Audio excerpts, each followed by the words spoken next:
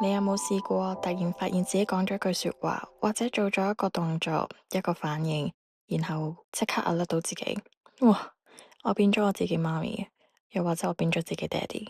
呢個反應同佢以前對我做嘅嘢一模一樣，即係好似小朋友如果倒寫作業唔聽話，你身體就會有一個無名火氣，連自己有時都好驚咗。點解要咁敏感嘅？點解要咁嬲呢？你明明自己同自己講過，以後絕對唔可以用當年父母對你嘅方式去對待下一代，但係嗰一刻你就發現自己所有嘅語氣、眼神，甚至講出嚟嘅說話，同你當年嘅父母一模一樣，然後你就開始自責，開始內疚，覺得自己係一個失敗嘅媽媽。點解我做唔到我自己應承過自己嘅嘢？咁點解我會有呢個反應嘅？呢個其實屬於你身體入邊嘅自動化反應，呢樣嘢就帶到落去我今日想講嘅 topic， 原生家庭。今次嘅元素係樹，我哋再次深入探討自己嘅根，關於原生家庭內在小孩嘅自己。樹嘅元素呢，我大概會分3集啦，今集就會講原生家庭。我想講3個我觀察到嘅嘢。希望大家聽完都會有一啲唔同嘅諗法，或者一啲共鳴出現咗。學習同情緒同行，而唔係俾佢帶住走。1對1靜觀練習指導，教你即時用到嘅工具，一齊繼續揾翻嗰半秒空間。歡迎去 IG 度 DM 我了解下。第一個觀點，包括我哋依家日常生活有啲咩係由原生家庭影響到我依家呢一刻嘅。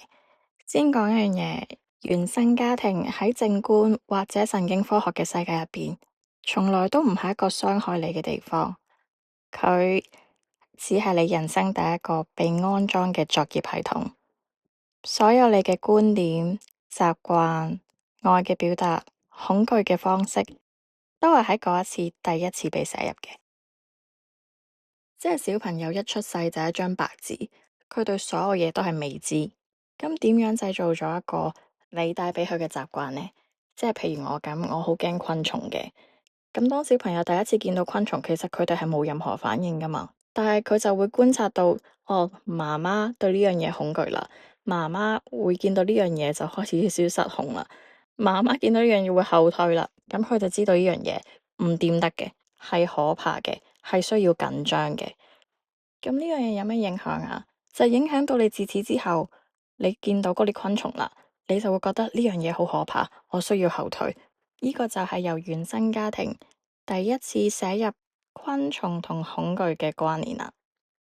加上喺神經科學角度呢，大腦由0至7歲處於高可塑期，呢個時段接收所有嘅經歷，都會形成咗神經回路嘅基礎結構。呢啲回路唔係記憶嚟嘅，而係自動反應嘅模式。你唔需要記得發生咩事，你身體已經記住咗點樣反應。即係你見到昆蟲，你就自動識後退，係你嘅身體肌肉神經系統已經幫你記住咗點樣去反應。而呢一啲就唔係你可以隨時刪除嘅記憶啦。呢一個就係原生家庭對你嘅影響啦。由細到大，你唔記得咗發生咩事，但你嘅身體記住咗應該要點樣反應。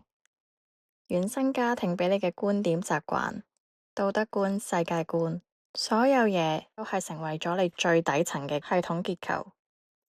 但隨住你慢慢咁長大，你開始有好多外來嘅知識、外來嘅影響，即係好似昆蟲其實唔需要驚，你就開始慢慢發現有啲嘢其實唔應該係咁。咁就會去到第二個觀點。點解每次喺網絡上見到嘅都係充滿對原生家庭嘅控訴？呢個就係頭先所講嘅係，當我哋接收得更多，個人成長，甚至開始覺醒嘅時候，第一個反應就一定係揾原因。到我哋揾到原生家庭，揾到父母，終於有一樣嘢解釋到啦，終於有根有據咁話俾自己聽，點解我會有呢個反應？點解會塑造咗我今時今日咁樣？但我想講嘅係呢個覺醒係第一步，而佢唔係終點。如果你都經歷緊點樣去同原生家庭相處嘅時候，我想話俾大家聽，停留喺控訴階段係唔會令到你嘅神經回路改變嘅。你不停喺度諗，不斷喺度揾原因，但係只要你嘅神經回路冇改變，你嘅身體習慣唔會改變，你嘅思想唔會改變，你就永遠都會喺同一個位度。而我所講嘅改變，唔係要你否定原生家庭俾你嘅一切，而係去辨識邊一啲神經回路依然適用，而邊一啲已經唔再需要佢服務你依家嘅生活。即係好似樹一樣，你可以保留啲根，而同時你都可以長出新嘅樹枝。跟住去到第三點，靜觀係點樣睇原生家庭嘅？我哋要學識點樣辨識邊啲係啱用。首先，你就要處喺一個最中立嘅視角。原生家庭俾咗你傷害，都俾過你力量。而嗰套無論好定唔好嘅作業系統，係喺你小朋友嘅時候嗰個環境入邊係有用嘅，至少佢令到你生存咗落嚟。個問題唔係佢嘅存在，而係點解我哋仲用緊佢去量度自己依家嘅生活，即使我哋知道環境已經唔一樣。而且我哋最先要理解嘅係，就算同一個家庭，同一對父母，而每一個小朋友接收到嘅 parenting 其實係唔一樣。排行啦、性別、父母當時嘅環境，種種嘅因素都有關係。如果你有兄弟姊妹，可能你都會聽過一句：你哋都係同一對父母帶大，點解淨係得你咁多問題，咁敏感嘅？而呢樣嘢呢，行為遺傳學嘅研究就直接反駁咗啦。研究就係話，就算係親兄弟姊妹，我哋雖然共享同一個家庭，有共同嘅環境，但每個人經歷嘅非共同環境，先係決定性格發展嘅關鍵。即係頭先所講，排行、性別，甚至你出世嗰年父母嘅經濟同埋感情狀況，都係影響緊每個人面對唔一樣嘅微環境。呢個先係決定性格發展嘅關鍵。所以你受過嘅傷，你嘅壓力係完全真實嘅，唔需要俾其他人核實先算數。頭先嗰句，點解你咁多問題？希望你而家知道呢樣嘢唔係你嘅問題。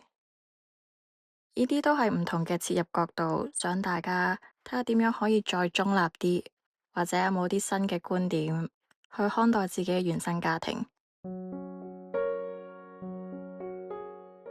正如我頭先所講，唔係要你否定原生家庭，而係要辨認邊一啲神經回路仲係適用嘅，邊一啲可以放手。接住落嚟就係體感轉化練習。練習一，我哋要釋放皮質醇。今個月嘅元素係樹，我哋就學習下點樣去扎根啦。無論你而家坐低或者企緊喺度都冇問題。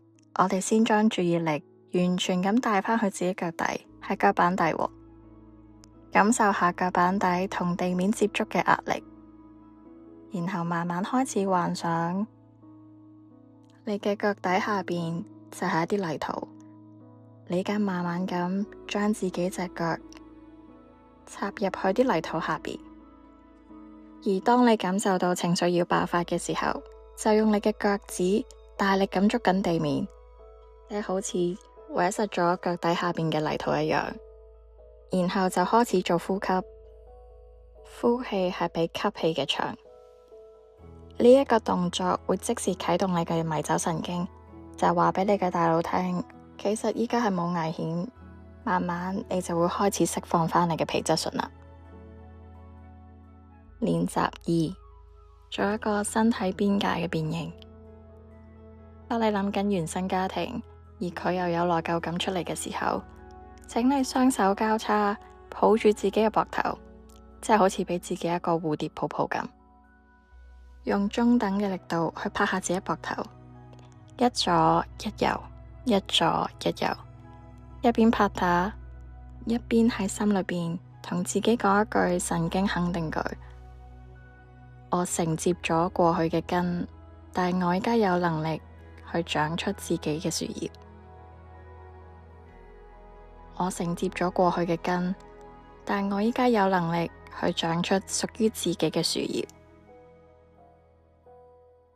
呢啲體感練習唔係用嚟幫你解決所有嘅問題，而係想用呢啲練習喺你神經或者感情失控嘅時候，為自己去冷靜嘅方法。